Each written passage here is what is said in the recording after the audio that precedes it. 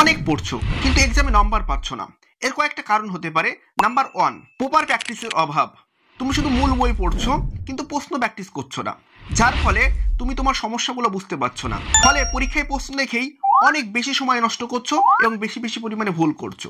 তাই এখন থেকেই প্রতিদিনের পড়ার রুটিনে আলাদা করে সময় রাখো প্রশ্ন প্র্যাকটিসের। নাম্বার 2, ক্লিয়ার কনসেপ্ট না থাকা। কোনো একটা টপিক না বুঝেই, কনসেপ্ট ক্লিয়ার না করেই যদি তুমি মুখস্থ করো, তাহলে ওই জিনিস বেশি দিন তোমার মুখস্থ থাকবে না। পরীক্ষায় ওখান থেকে প্রশ্ন এলে তুমি সেই সম্পর্কে লিখতে পারবে না। তাই এখন থেকে উচিত ইম্পর্টেন্ট টপিকগুলো বুঝে বুঝে পড়া। নাম্বার 3, পর্যাপ্ত পরিমাণে রিভিশন না দেওয়া। একবার পড়লে ভুলে যাবে, এটা স্বাভাবিক। তাই এখন থেকে পড়বা যত বেশি, তার থেকেও বেশি দিবা রিভিশন। সারা দিনের পড়া দিন শেষে রিভিশন, এক সপ্তাহের পড়া সপ্তাহ শেষে রিভিশন, এক মাসের পড়া মাস শেষে রিভিশন। Number 4, time management. পরীক্ষায় টাইম ম্যানেজমেন্ট খুবই গুরুত্বপূর্ণ বিষয়।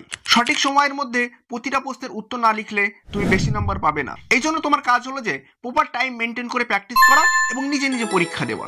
এই 4টে সিম্পল জিনিস ফলো করলেই তোমার রেজাল্টে অবিশ্বাস্য রেজাল্ট আসবে। এরকম গুরুত্বপূর্ণ ভিডিও পেতে অবশ্যই চ্যানেলটি ফলো করে রাখবেন।